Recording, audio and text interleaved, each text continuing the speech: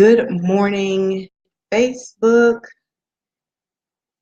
Trying to get Instagram and Periscope going here. Periscope's going. Instagram is going. I am going on the phone as far as I know. Good morning, good morning, good morning, and happy Friday Eve. This is Tammy Pope coming to you live with the Virtuous Businesswoman Motivational Broadcast for today. For those of you who are used to listening to me on Blog Talk Radio, they actually thought that I was in Miami this week, so they are running a replay of an old show. So hopefully you guys will find your way here. What I want to talk about today is this. Have you ever had somebody to come up to you and they say, man, you are just absolutely awesome. I love everything about you. I love what you're doing. And it just seems like you never have a bad day. It's like you never have any problems. And you're looking at that person and you're like, if you only knew my story. I'll give you an example. I was in line at the grocery store one day and there was an older lady behind me and she looked at me and she says, "You so young. You look like you have never struggled a day in your life." And she just went on this whole tangent, just ranting and raving about how, young mothers like me don't know what it means to struggle. And, we live in the digital age and how we are, in this microwave society.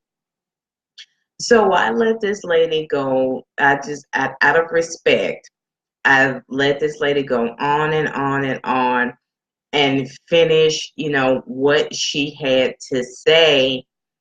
And then I turned to her and I told her about the period of my life that I call my, for lack of a better way to put it, my hell year. And during that time, I experienced a lot of loss. My mother suddenly passed away in July of 2007, right after our oldest daughter turned 4. 3 weeks later, after burying her back home where she wanted to be, I found out that I was 20 weeks pregnant. This was the end of August and the baby was due in January. January comes, we had to have an emergency C-section because the baby's heart rate dropped from 136 to 98 in 5 minutes time. About 4 weeks after that, the aunt that was near and dear to my husband's heart passed away.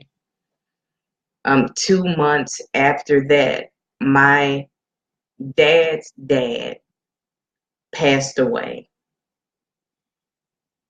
And then 3 months after that, we're into July of 2008 now, we lost a child. We lost a child.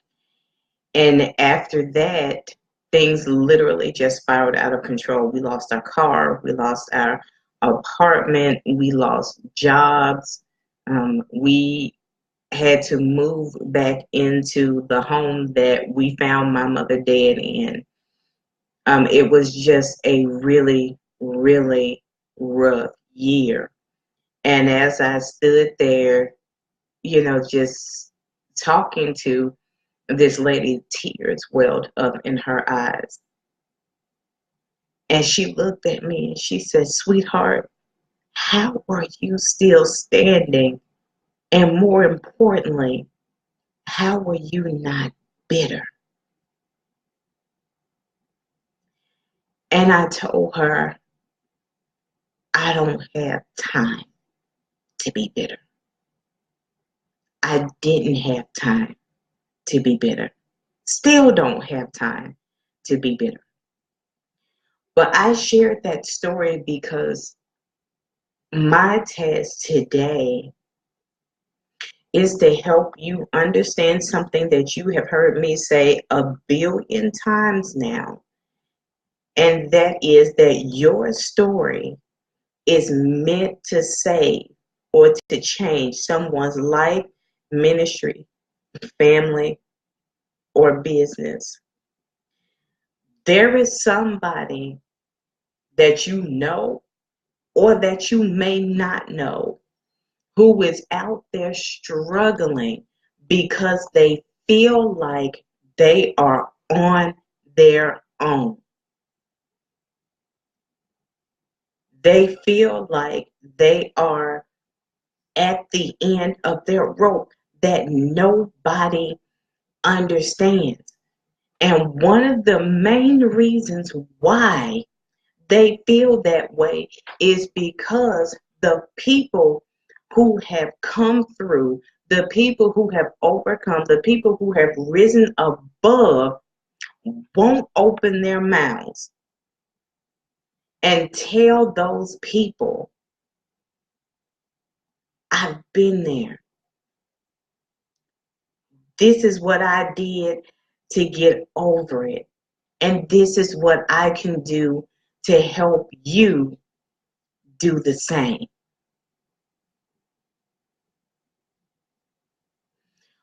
We hold on to our stories because we don't want anybody to know that we failed.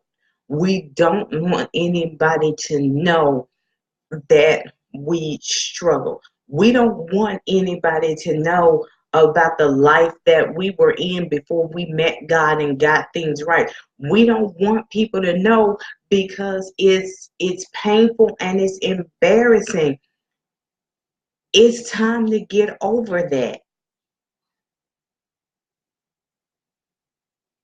I will never forget the first time that I heard a good pastor friend of mine, Charles Hamilton, down in Greenville, Mississippi. He was preaching a youth summit, and everybody looks at pastors, and everybody has their perceptions of pastors and everything.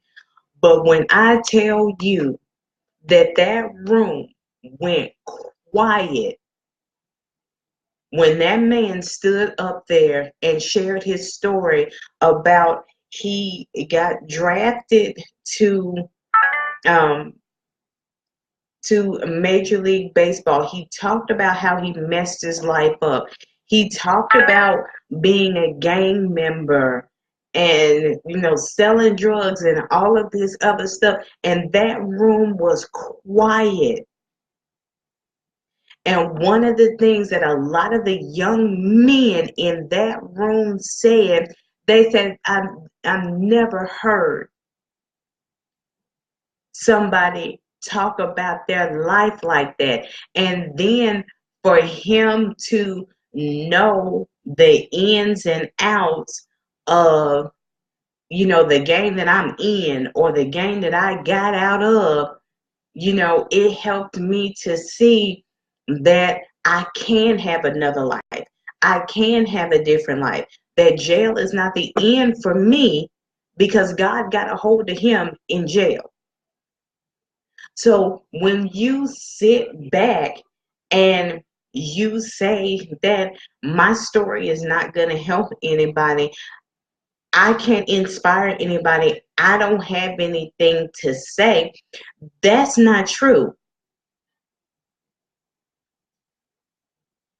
You telling your story is something as simple as helping somebody with a recipe that didn't turn out right. You may have cooked that thing in a different way that made it come out better.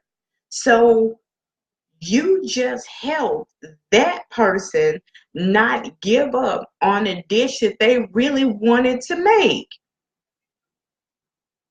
It doesn't have to be anything big, global, or super spiritual.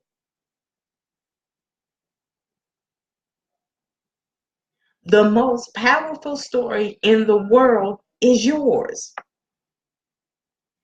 And when you step up and you actually tell it, even though it opens you up and it leaves you vulnerable, there is somebody on, sorry about that, Instagram, there is somebody who is on a bridge. There is somebody who is on a ledge, out on a limb, thinking that nobody understands them, nobody can help them, nobody has been where they are. Simply because the people that can help them, they're down on the ground looking up, going, oh my God, don't jump. People are in bondage today. They are in situations that have them hostage. They need a hostage negotiator.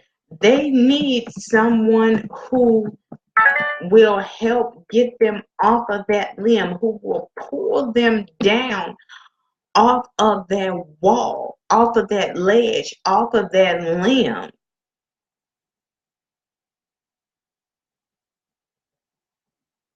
Last Saturday, I held an event here in Memphis, and there was a lady there. She said that she wanted to write, but she felt like she had nothing to say.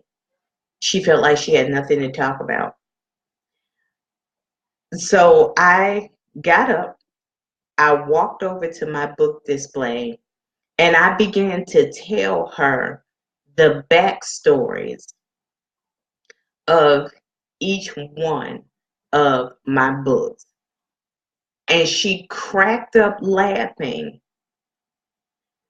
because she allowed that thought of, I don't have anything to say, there's nothing I can tell anybody, sit on her shoulders for longer than it needed to. So after I shared with her the backstories of my book, she says, man, you truly can write about anything. And I said, yeah. So find a story to tell. Doesn't have to be 200 pages, doesn't have to be 100 pages, doesn't even have to be 50 pages. Just tell your story. Instead of sitting back and saying, I wish I could help. I wish I could get to that person and talk to them. I wish I knew and had the confidence to stand in front of people and tell my story. I wish, I wish, I wish. It's time to take action.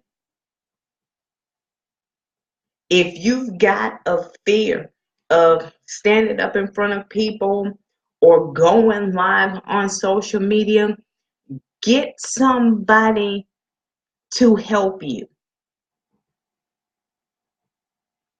Even though I have been traveling and speaking and doing lives for, gosh, probably about almost 4 years now, every Monday morning from 11:30 to 12:45, I'm sitting at a Toastmasters International club, refining my skills, honing my presentation skills, getting feedback, learning more, growing more, getting pulled out of my comfort zone. But it's making me better. Then when it comes to social media, even if you don't want your face to be seen, you can do live audio and just talk.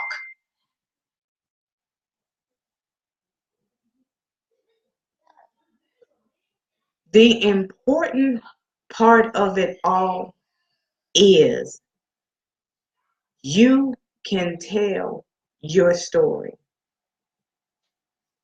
I was telling a lady this morning, she says, well, I haven't finished telling my story because of a lack of support.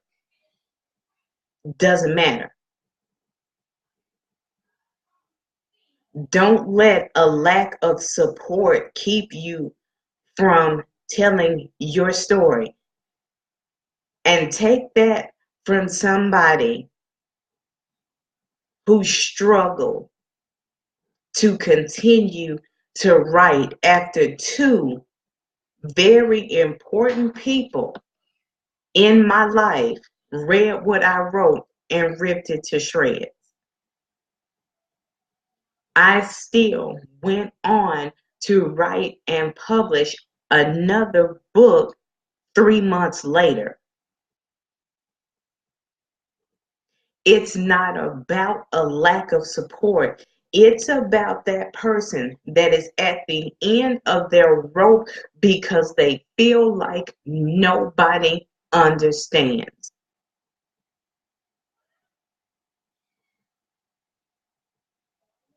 It is about the man, the woman, the boy, the girl who needs to know that somebody made it.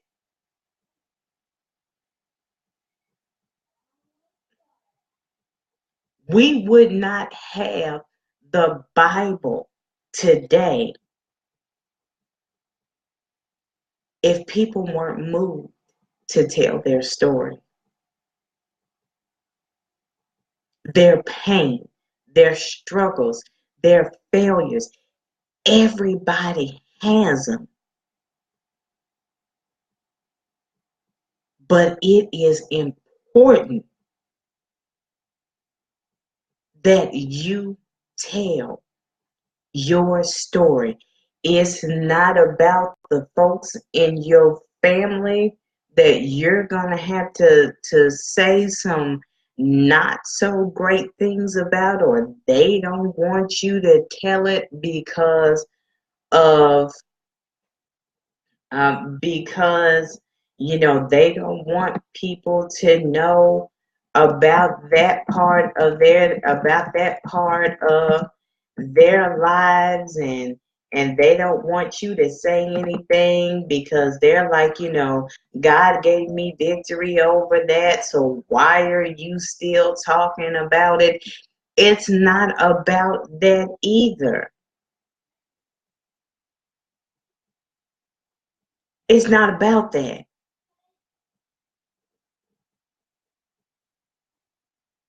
But it's about you letting somebody know, hey, my father did this to me too. My mom did this to me. My brother, my sister, my uncle, my cousin, my husband, my wife.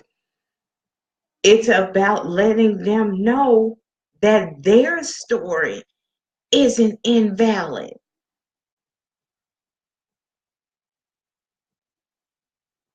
It's time to stop being silent.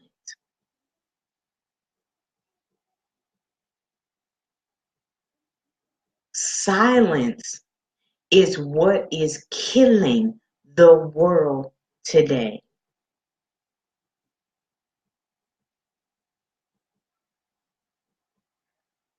Silence is why we have so many damaged people in the world today. Is because they are so wrapped up in what are people going to think about me if I talk about that?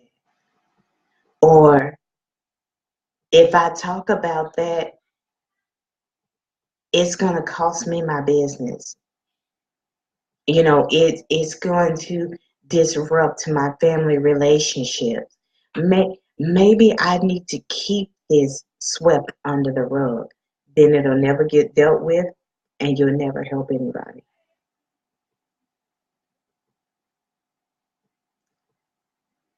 I personally know how it feels to tell a story that is hard to tell.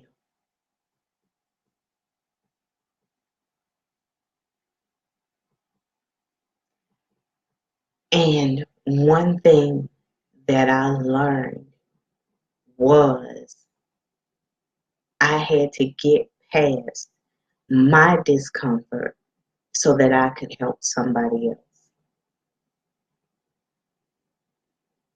One of the quickest ways to get out of your comfort zone is to tell your story unfiltered, uncensored. I'm going to leave you right there. Whew, this has been a rough one, even for me.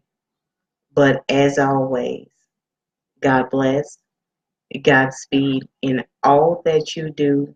Keep charging, and more importantly, tell your story. See you guys soon.